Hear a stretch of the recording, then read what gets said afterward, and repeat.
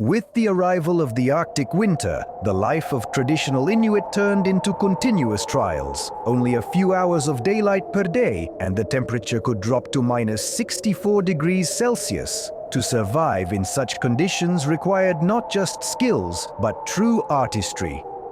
For most of us, such a reality seems unthinkable, but the Inuit not only existed in these conditions, they mastered them. They honed every technique, every movement, not just to survive, but to live.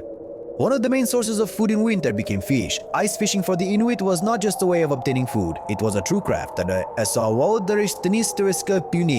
They did not drill the ice at random. Everything was based on a deep understanding of the underwater terrain, where there are ledges and pits on the bottom, where the current is slower and fish gather in schools. Before the advent of metal ice augers, they used a tuk, a heavy chisel that could break through ice up to 2 meters thick. But the trick was not in strength, but in calculation. The hole was made narrow, only 20 to 15 centimeters wide, just enough to pull out the fish. This saved energy and allowed the hole to stay open longer, not freezing over instantly from the cold. And what's surprising is that even in icy water, fish remain active. We tend to think that everything freezes in winter, but in reality, fish retain up to 80% of their usual mobility. The Inuit knew this. They chose the time for fishing based on the tides and phases of the moon. Everything was calculated, not chance, but precise strategy. The right spot could provide a catch for a week. One hole was enough to feed a family. The main trophy was the Arctic char. It provided about 2,200 kilocalories per kilogram, was rich in omega-3 fatty acids and vitamin D, extremely important during the long months without sun. The tackle was simple but ingenious. Hooks were made from bone or tusk. They resembled curved nails, the so-called gorge hooks. They were tied to a line made from dried tendons. When the fish swallowed the bait, the hook turned in the throat and was securely fixed. The elders still joke that these bone hooks worked just as well as metal ones, but they didn't rust if lost in the ice. Fishing was usually done by the whole family. Someone watched the holes, someone warmed up in a shelter nearby, and the fishing spots were kept secret. These were true family secrets, passed down from generation to generation. After all, knowing where to fish at minus 64 degrees is not just a convenience, it's knowledge that can save a life. Just as important as the hunt itself in winter was the ability to preserve what was caught. One could say that nature gave the Inuit the largest freezer on the planet. But even this freezer had its challenges. Yes, the brutal cold did help freeze and store meat, but the main threat came not from the cold, but from starving polar bears. Their sense of smell can detect the scent of food from several kilometers away. To protect the supplies, it was necessary to use both intelligence and weapons. To survive, the Inuit developed a complex storage system that went far beyond simple freezing. One of the most remarkable methods is igunak. This is what they called fermented walrus meat. It was carefully wrapped in sealskin, buried under stones, and left for months. Slow fermentation was taking place. To a modern person, such a dish would probably not be appealing, but back then, it was an indispensable source of nutrients, especially in those months when fresh meat was scarce. Another important product of the winter diet is roe. It was collected in the fall, carefully dried, and became an excellent source of protein and fatty acids. In the summer, berries were harvested, also dried or frozen. In winter, they added vitamins to the diet, which were so rare in these latitudes. But perhaps most striking is how the Inuit dried meat. Despite the frost, they cut it into thin strips and hung it out in the open air. The cold, dry Arctic wind did its job. It turned into something like northern jerky, dense, nutritious meat that didn't spoil and was perfect for long journeys. Dried meat not only preserved calories, it became real fuel for the body, a concentrate of energy in case of a harsh journey or sudden blizzard. Preparing food was a task for the entire community. Everyone knew their role. Some cut the meat, some built shelters, some ensured safety. Storage locations were chosen with particular care. It was necessary for them to be inaccessible to bears, but easily reachable even in a blizzard. All this knowledge on how to dry, stack, and protect was passed down from generation to generation. An old man once said with a smirk that they invented the freezer long before the rest of the world. However, their version came with a bonus. Occasionally, they had to fend off polar bears. Thanks to such preparation methods, the Inuit could turn the autumn harvest into a reliable food source for the entire winter, and this often made the difference between life and death. But even despite the food reserves, the true winter survival miracle of the Inuit was not related to stored food, but to their hunting skills. Hunting caribou became especially important in winter. One successful outing could bring up to 70 kilograms of meat. This was enough to feed a family for weeks. But finding a herd in the dark, cold time is a task that many modern navigators wouldn't manage. Yet the Inuit did. They read the snow like an open book. By the freshness of hoof prints, the direction of broken bushes, the depth of the track. They knew the habits of these animals. Unlike others, caribou dig through the snow with their hooves to reach the moss, leaving behind distinctive craters visible even in low light. But hunting caribou is not the only way to gather food. At night, the Inuit set traps for foxes. The darkness did not hinder them.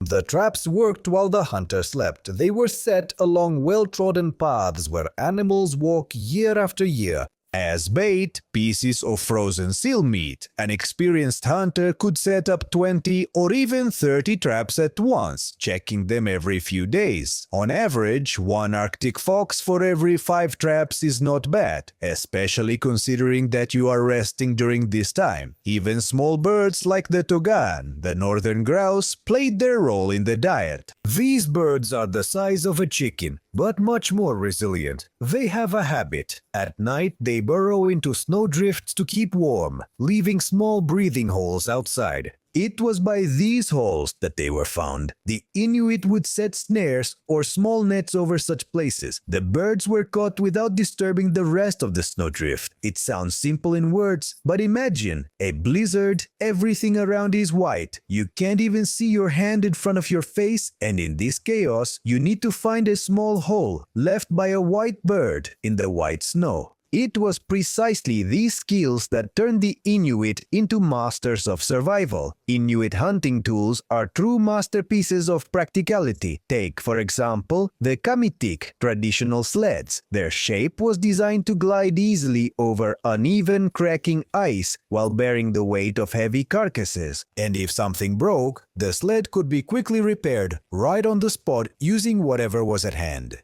leather, wood, or rope. Winter seal hunting is not just a matter of patience. It is the art of blending into the landscape, becoming part of the white, silent world. Seals were the key to survival. The meat provided protein, and the fat was fuel and light. One adult ringed seal could provide up to 45 kilograms of meat and about 25 kilograms of fat. That is why hunters could sit by the hole for hours, not moving a millimeter. But before waiting, they need to find. Seals maintain several breathing holes in winter. Each is about the size of a dinner plate. Finding them is a separate art. The Inuit studied the ice and snow with almost supernatural attention. A barely noticeable bulge, a thin crack, or even a faint warm vapor could all indicate breathing holes. Mistakes were not forgiven here. Standing for hours by the hole in the frost is not romantic, but a real test of endurance. Some hunters stood motionless for 3 or 4 hours, and sometimes even longer, waiting for that very breath. Next to the hole, they placed a tuft of white fur, not to keep warm, but as a simple sensor. When the seal exhaled, the steam slightly moved the fur, and that was the signal that the target was near. The Inuit used a traditional harpoon. It had a detachable tip tied to a strong rope. When the seal was struck, the tip went under the skin and stayed inside, while the shaft detached. This prevented the seal from taking the weapon under the ice. Orbasi or CB is seized. One hunter once said, "Missing is not the worst. The most frustrating is when you hit, but the harpoon disappears in the hole." Indeed, every shot was valuable. but the efforts were completely justified. Seal meat contained about 2,500 kilocalories per kilogram, and the fat about 9,000. It was a real energy bomb, just what you need in minus 50 degrees. In such conditions, the human body can burn up to 6,000 kilocalories a day just to stay warm. Moreover, seal meat is rich in iron and B vitamins, and its liver contains more vitamin C than an orange. And in the conditions of the polar night, when there is neither greenery nor sun, this was critically important for protection against scurvy. Without seals, winter could become deadly, but perhaps the most impressive thing about the life of the Inuit is that nothing went to waste. The skins were used for waterproof clothing. The intestines were used to create windows in igloos, translucent, flexible, yet waterproof. And seal flippers were salted and stored as a treat for children. Everything was used. When winter entered its harshest weeks and supplies began to dwindle rapidly, the Inuit turned to one of nature's most nutritious gifts, bone marrow. Today, millions of tons of food are thrown away annually worldwide. In the United States alone, up to 40% of all food products are thrown away, while the Inuit have practiced a zero-waste philosophy for centuries. They used literally everything, down to the last bone. Long before the advent of laboratories and trendy fads, they knew bone marrow is a natural superfood, a true concentrate of fats, vitamins, and energy, sealed in a hard calcium shell. The main sources were caribou and seal bones. The former have larger bones, especially the legs. One such piece of marrow could contain up to 400 kilocalories, about the same as a large chicken breast, but in a fattier and denser form. And seal bones, although smaller, were richer in iron and vitamin A, which is especially important in the absence of sunlight. Extracting the brain tissue was an art. After hunting, the bones would instantly freeze in the Arctic air, becoming as hard as stone. But for the Inuit, this was even more convenient. They split them in a special way, with precise strikes at specific points, using stone or bone hammers. As a result, they obtained dense pieces of frozen brain almost perfectly shaped. One elder once said with a smile, "This is our Eskimo ice cream, but you can't buy it in supermarkets." And indeed, this ice cream was made up of almost 90% fat, but not from empty calories, but from the most valuable nutrients: collagen, conjugated linoleic acid, and omega fatty acids. Modern scientists have already confirmed what the Inuit knew from generations of experience. Bone marrow supports immunity, reduces inflammation, and helps the body cope with cold and stress. The Inuit not only harvested it, but they also knew how to store it. Bones were placed in deep pits in the snow, natural freezers. In such pits, the marrow was preserved for months without losing its properties. The locations of these caches were marked and remembered. They became real life-saving stores when hunting was impossible, for example, during severe storms. One hunter recalled, "When a blizzard kept us from leaving the igloo for several days, knowing where the bones were could mean the difference between being hungry or being alive." The Inuit even had special tools for extraction, long, thin sticks made of bone. They scraped out the brain to the last drop, because in such conditions, losing even a piece of food is not just wasteful, it can cost a life. In the Arctic world, survival depended not only on the skills of one person.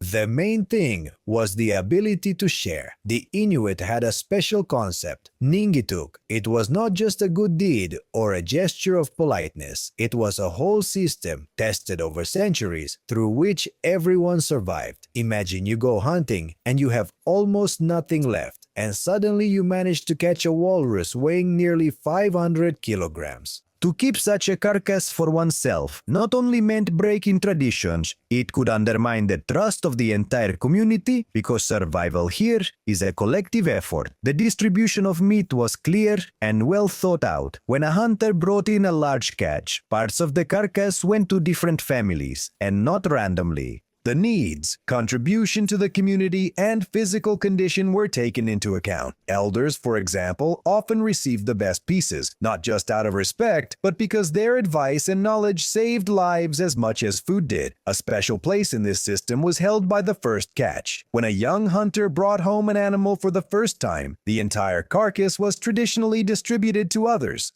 At first, this may seem strange, as it is his first success. But there was deep meaning in this. It taught generosity and integrated the young man into the system of mutual aid. He was, in a way, declaring, "I am now part of you, and I will give just like you." And the practical benefit of this was also obvious. Today, luck smiled on one family, tomorrow on another. Thanks to the exchange, everyone in the community had a chance for fresh food. An elder once said, "In the city, food is bought with money, but here, with generosity." A hunter could give away up to 70% of the carcass, but he knew for sure that if he returned empty-handed, he would be helped. This system not only encouraged sharing, but also prevented losses. After all, meat in the Arctic can spoil, especially if there is a lot of game and the frost is temporarily absent. Rapid distribution meant that the meat was immediately butchered and stored in different homes. The entire community turned into a kind of distributed refrigerator. Ninjitsu applied not only to food, it also extended to hunting grounds. Of course, each family had their secret spots, but many hunters shared, telling where the herds were moving, where the fish were biting. Because if more hunters are successful, it means the whole community is well fed. It was not just ethics,